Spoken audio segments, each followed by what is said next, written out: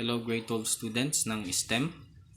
Pagpapatuloy natin yung discussion natin on general physics with the subject kinematics in one dimension. Now on motion at constant acceleration for your week 2. So with respect to constant acceleration, pwede din nating itakal muna kung ano yung ibig sabihin ng constant velocity.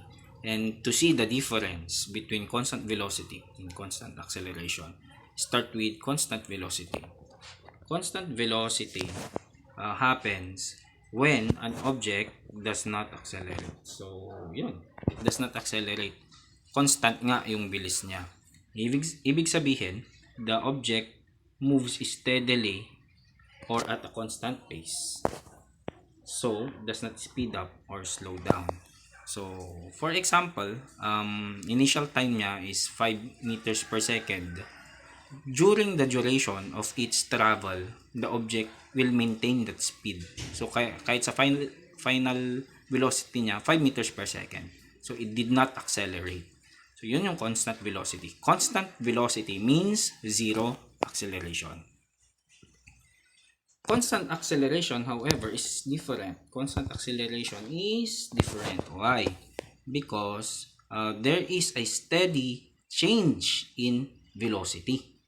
So, pwedeng steady change yan ng velocity.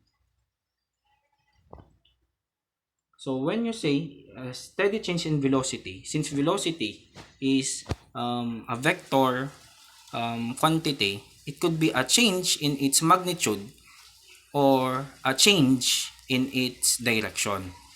So, kapag change in the magnitude, then it's all about 1. So, a steady change in magnitude means a steady increase or decrease of speed. However, kung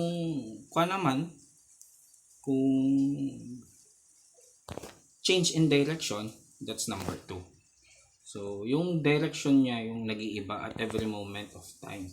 Yung kailangan nating tignan dito is at every moment of time. Which means constant acceleration sees a change in its velocity continuously or uniformly at every moment of time, whether it is on its magnitude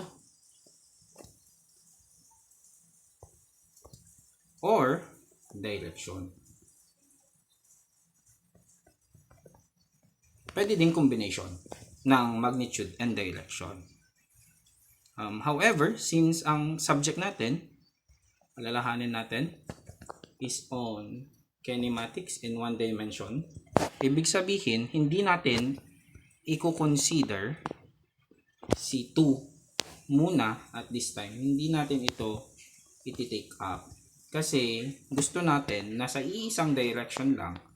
So, isang direction lang ang ating pag-aaral. So, we'll just deal with 1. So, kay 1 lang tayo. Okay? So, sana naintindihan natin. Again, constant acceleration is a continuous change in the velocity uniformly at every moment of time, whether it's on its magnitude or in its direction. Now, kinematics in one dimension, motion at constant acceleration. We will now examine this situation when the magnitude of the acceleration is constant and the motion is in a straight line. So, yan yung pag-aaralan natin. And there are notes to remember when dealing with motion at constant acceleration. Unang-una, if acceleration is constant, ibig sabihin the instantaneous acceleration and average acceleration are equal. So, yun. At every moment of time, yung acceleration mo is nag-i-stay, constant nga. So, ibig sabihin, hindi yun magbabago. So, at any moment of time, your instantaneous acceleration and your average acceleration wouldn't change. So, yun lang yun. Constant sila. Equal sila. Now, since constant yung acceleration natin, it also follows that the average velocity is found at the middle of the final velocity in the initial velocity. Kasi constant yung pagbilis niya, which means ang average velocity is found at the middle. So ito eksaktong-eksakto ito. Basically, this equation will be used to derive yung mga set of equations natin sa next slide. However, hindi na natin yung ipapakita dito kung paano na-derive yung mga equations na yun. Most especially yung equations 3 and 4 mamaya. So, there is a set of equations specially derived for situations involving constant acceleration. At makikita natin yung special set of equations sa next slide. So, unang-una, this first formula.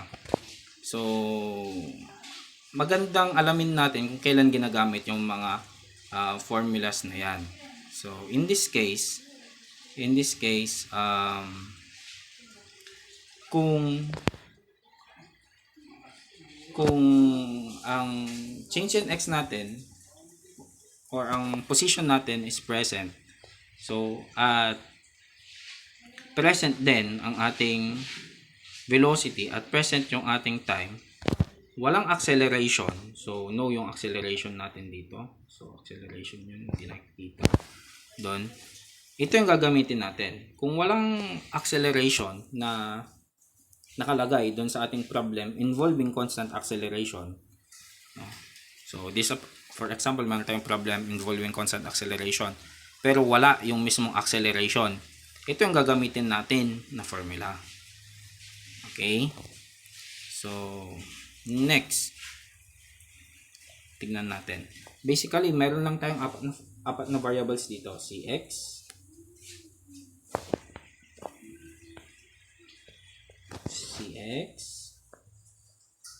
si position, si velocity, si acceleration, at time.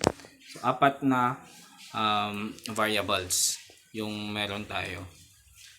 Most of the problems naman, given yung tatlong variables, tapos yung isa missing, or dalawang variables lang, tapos yung iba missing na. Kaya, anyway, meron tayong guide dito. Maganda na i-screenshot ninyo to para magamit natin. So, dito sa ating second formula, papansinin natin, walang position. So, kung walang position at meron yung tatlong yan, velocity, acceleration, at time, ito yung gagamitin natin. So, initial velocity is equal to, final velocity is equal to initial velocity plus the product of acceleration and time. Ang mga formulas na ito derived mula sa definitions lang ng velocity at acceleration. So, mula ito sa definition ng acceleration. So, definition ito ng acceleration. Ito naman mula sa definition ng velocity. Itong pangatlong formula ay especially derived for constant acceleration. So, yung equation kanina na pinakita natin, yung average velocity is equal to final velocity plus initial velocity over 2 ay ginamit para i-derive ito. Though, ang derivation hindi ko na ipapakita. Ang maganda dito sa formula na ito, walang time variable. Kung walang time variable, gagamitin natin itong formula na ito. Yan, itong formula na ito. So, may mga problems na walang time variable. Kaya kung walang time variable, ito ang gagamitin ninyo, yung third equation. Yung fourth equation naman, yung pinaka-grand na equation. Bakit siya pinaka-grand? Kasi lahat ng variables nandyan. Napapansin natin, yes. So, yung apat na variables ay nandyan, ito yung pinaka-magandang equation na gagamitin. So, yun. So, magandang screenshot ninyo ito at tandaan, gamitin. So, mag-problem solving na tayo. So, dito, you are designing an airport for small planes. One kind of airplane that might use this airfield must reach a speed before takeoff at least 27.8 meters per second. So, habang binabasa natin, dapat nagtitake note na rin tayo Ano yung 27.8 meters per second? So, before takeoff, ibig sabihin bago siya mag-take off, ito yung kanyang final velocity. And can accelerate at 2 meters per second squared. So, yan naman yung constant acceleration.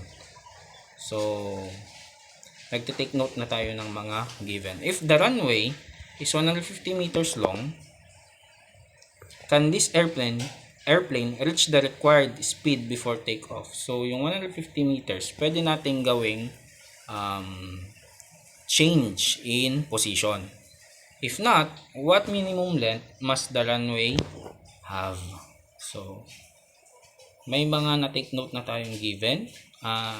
Ito yung mga given natin. Okay. So, ito natin. So, ito. Final velocity is 27.8 meters per second. Initial velocity will be 0 meters per second. Assuming that the airplane started at rest. Acceleration is 2 meters per second squared. And initial position is 0 meters per second. Assuming the airplane starts at the start of the runway. Nakita natin dito, di ba sir, dapat yung change in X natin ay 150 meters. Pero dito, nilagay mo pa rin siya sa unknown. This is with respect to B. Kaya, ito. If not, what minimum length must the runway have? So, yun na. Kung papansinin natin kasi yung problem kanina,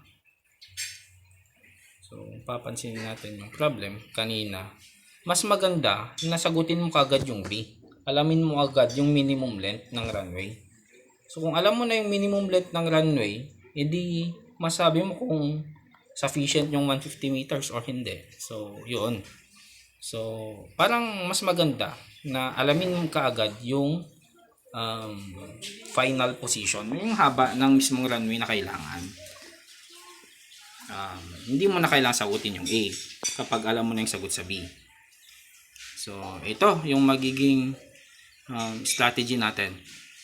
So, yung formula for questions A and B to be answered, it is more efficient to solve for the length. Nawala tayo.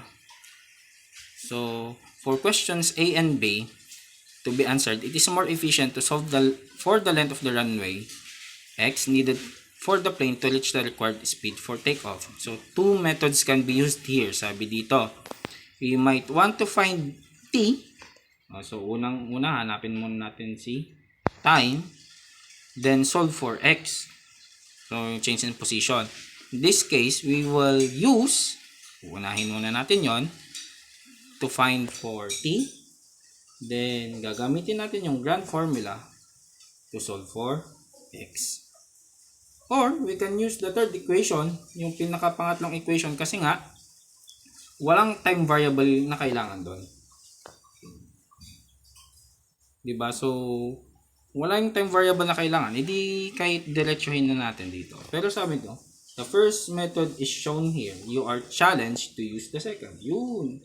So, gamitin yung pangalawang formula na sinabi natin dito. Ako, yung utang method yung ipapakita ko. So, ito muna.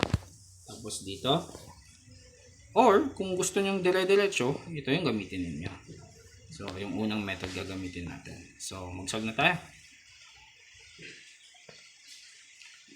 So,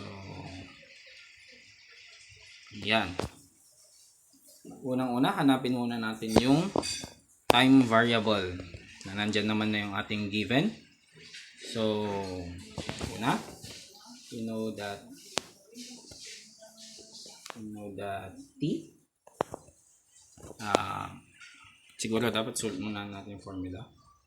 So, the formula will be the definition of acceleration. Acceleration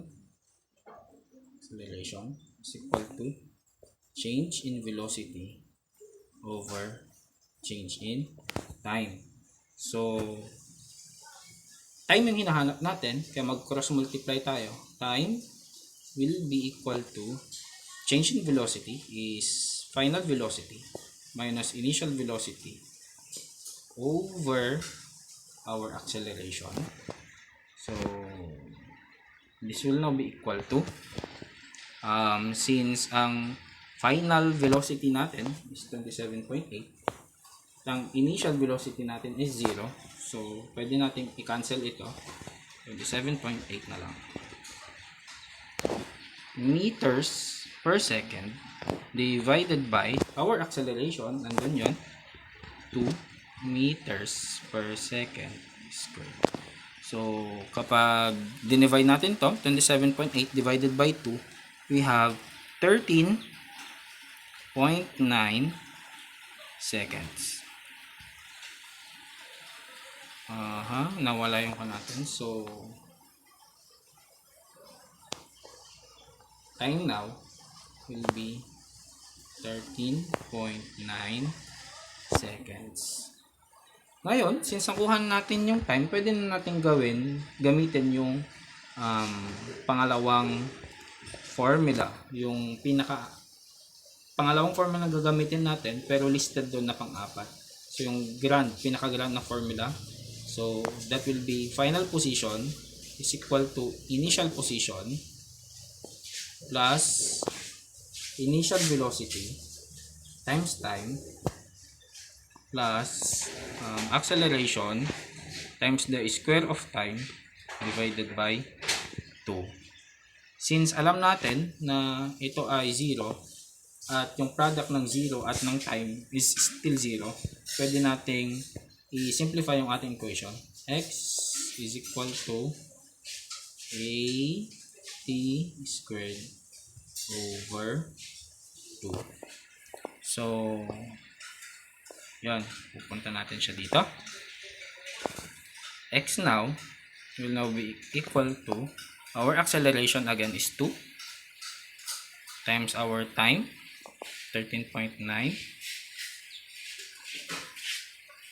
squared. Hindi ko na ilalagay yung units, divided by 2. So, makakancel natin yon. At kung kinalculator natin yan, ang lalabas ay 193.2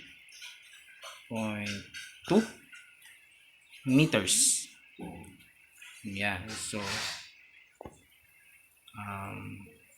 yung sagot dito, X or final position will be 193.2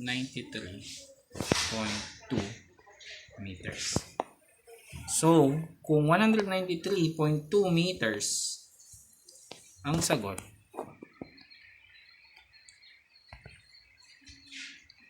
so X now will be 193.2 meters, or sabihin natin change in X kasi 0 lang naman yung initial. Masasagot na ba natin yung A? If the runway is 150 meter long, can this airplane reach the required speed before takeoff? Oo, nasagot na natin yon. Kasi nga, ang kailangang speed para makapag-take off siya ay 193.2 meters. 150 meters lang ito. So, ibig sabihin bitin. If not, what minimum length must the runway have? So, mas maganda na i-round up natin yung sagot natin dito. Kasi nga, minimum na length ng runway. Ayaw natin na medyo malapit sa nasagot natin yung ilalagay nating haba ng runway. Mas magandang maglagay ka ng sobra. So, siguro, ang minimum length ng runway might be 200 meters. Para masabi mo na may 7 meters kang allowance. So, yun. So, yun yung ating first problem. Second problem tayo. How long does it take a car to cross a 30-meter wide intersection after the lights turn green if the car accelerates at constant 2 meters per second squared? Mag-take note tayo ng given. So, nakita natin doon si 2 meters per second squared. Yan yung ating acceleration, constant acceleration.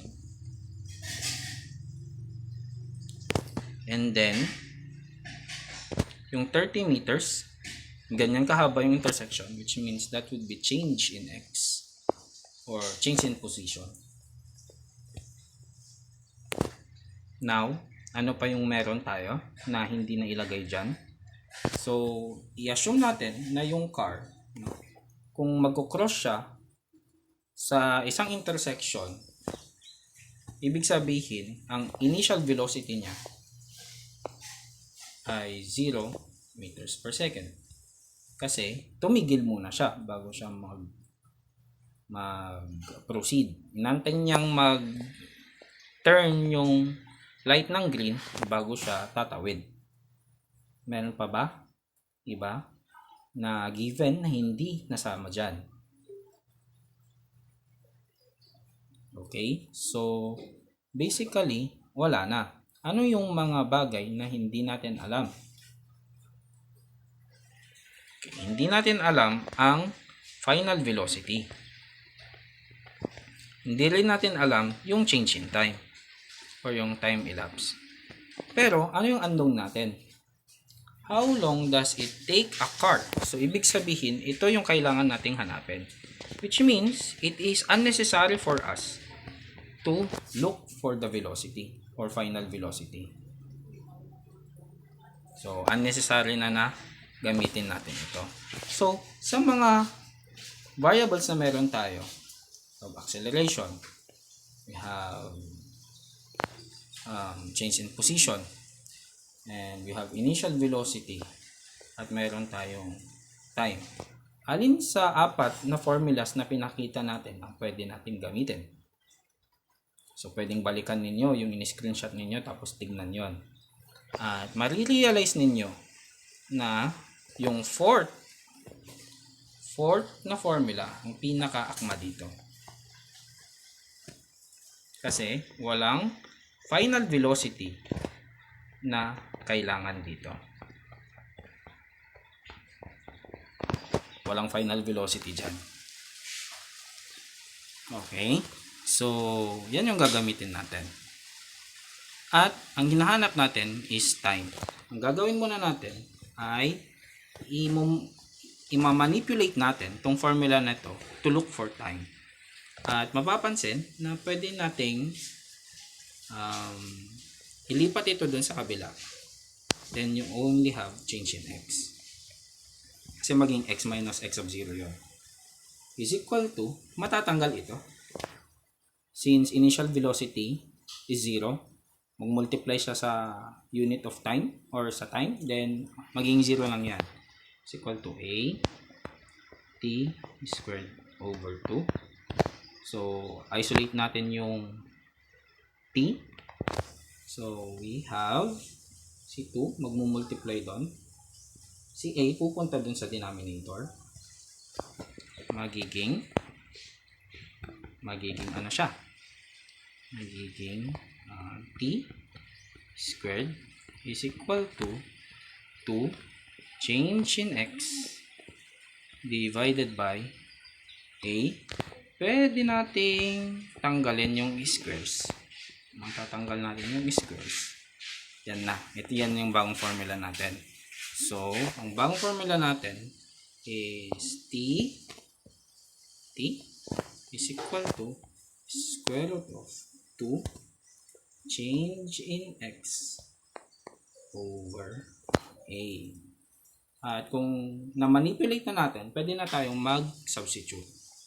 So, t naman talagang hinahanap natin. So, 2. What is again change in x? That is 30.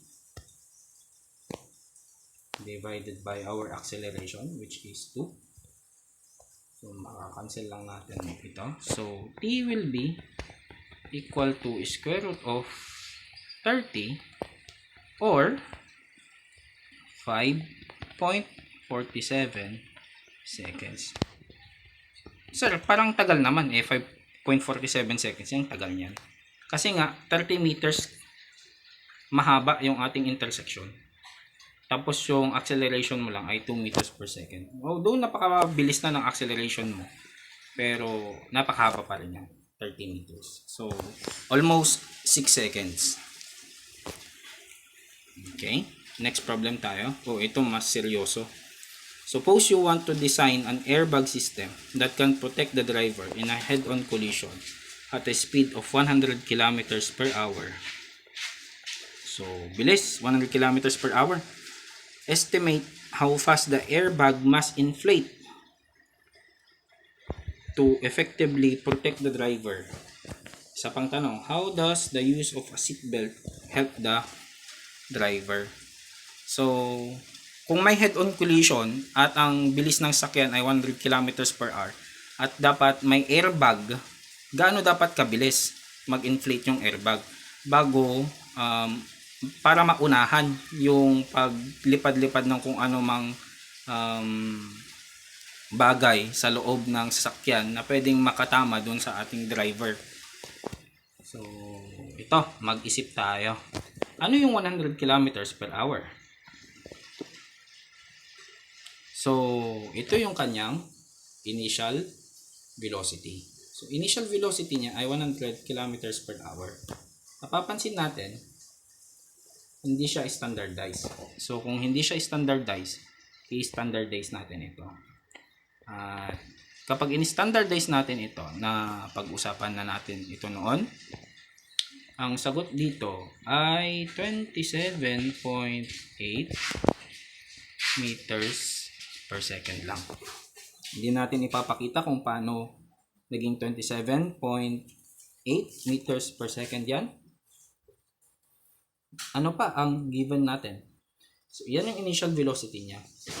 Ibig sabihin din nito na ang final velocity niya, dahil nga makikipagbungguan siya, ay 0 meters per second. So, initial velocity, 27.8, at pag nakipagbungguan na, malamang titigil yon. So, final velocity is 0 meters per second. Meron pa ba tayong given dyan? Wala na. So, may mga bagay na kailangan tayong i-assume. So, kapag nakipagbungguan yung isang sasakyan sa isa pang sasakyan, gaano kaya kalayo yung distansya na kung saan maapektuhan yung driver? So, basically, kung nasan yung driver, mag-drawing tayo ng sasakyan. Yan. Kung nandito yung driver sa part na yan, para maapektuhan siya ng pagbungguan, may ganito kahaba na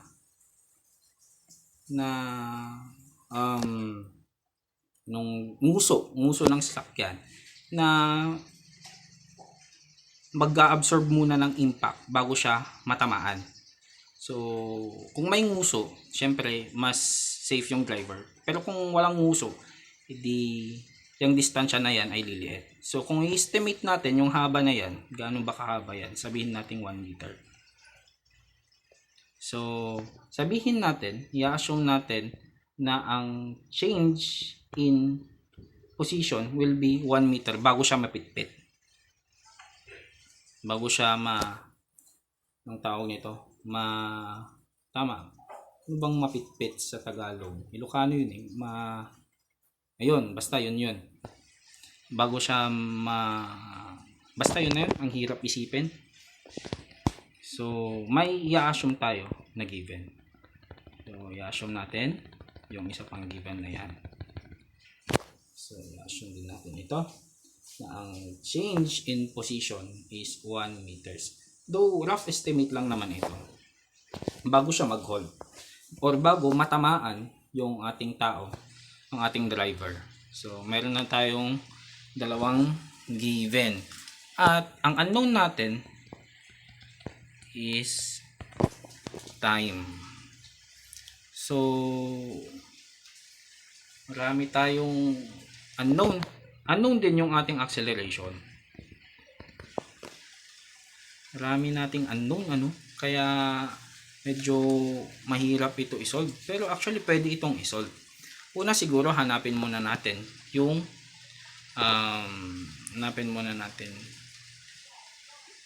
ating acceleration. So, hanapin muna natin yung ating acceleration gamit yung mga given na yan. Ibig sabihin, ihuhuli nating hanapin yung time. At kung given natin ay ito, initial velocity, final velocity, change in x, tapos acceleration, at walang time, Ano yung formula na gagamitin natin? So, babalikan lang natin ng konti yung ating equations. Yung walang time variable. So, ito. Ito yung muna natin. Yan muna yung gagamitin natin. Balikan tayo dun. So, yun yung gagamitin natin. Final velocity squared is equal to initial velocity squared plus 2a times change in x. Hanapin muna natin yung acceleration. So, ang gagawin natin is i-isolate natin yung acceleration. Alam din natin na ang initial velocity natin ay 0. So, matatanggal lang yun. Basically, matatanggal yun. At magiging ganito yung equation natin. Negative 2a change in x is equal to the square of initial velocity. Yan. Isolate natin yung a, kaya magdi-divide tayo ng negative 2 change in x. Negative 2 change in x. So, a now will be equal to initial velocity squared divided by negative 2 change in x. So, mag-substitute na tayo. Acceleration will now be equal to, ano ulit yung initial velocity natin? That's 27.8 u square that divided by negative 2 times 1. Yung 1 meter na in-assume natin. So, kapag i-calculator natin ito, ang magiging sagot ay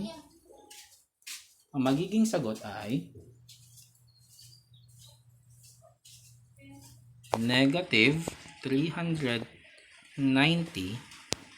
meters per second squared.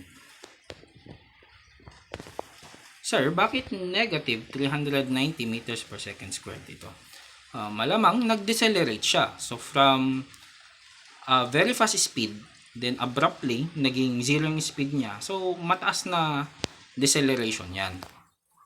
Negative 390 meters per second squared. So, iti-take note natin yung bagong nahanap natin, then we look for time. So, hanapin na natin yung time. Since meron na tayong time variable, ay yung acceleration variable, so yung time variable na lang yung hahanapin natin. Remember, the definition of acceleration is equal to change in velocity over time. So, time now will be change in velocity or final velocity minus initial velocity over our acceleration. So, this will now be equal to negative, since maka-cancel yun, negative 27.8 divided by our acceleration, which is also negative 390 meters per second squared. So, kung i-calculator natin yan, ang magiging time natin ay 0.07 seconds. So, time. Iisipin mo, napakabilis na mga pangyari. 0.07 seconds. So, kung gusto nating tulungan yung mismong driver, dapat yung airbag natin mas mabilis pa sa 0.07 seconds ang pag-inflate. At ito, paano naman natutulungan ng seatbelt yung driver? Simple lang yung sagot dyan. Yung seatbelt, tinutulungan niya yung driver na hindi lumipad. Hindi siya pupunta sa likod o hindi siya pupunta sa kanan o kaya pupunta sa kaliwa. Ibig sabihin nasa tamang place lang yan. So, kung wala sa tamang place yung driver, hindi mahabol ng airbag yung posisyon ng driver. So, isipin natin na yung airbag mabilis na mag-inflate. Pero yung driver nasa ibang posisyon na, hindi niya rin matutulungan yung hindi matutulungan ng airbag yung driver, kasi yung driver nasa ibang posisyon na kung hindi siya gumamit ng seatbelt. So, importante ang seatbelt. Wear seatbelt and be safe. So, ang next video natin is on free fall. Salamat.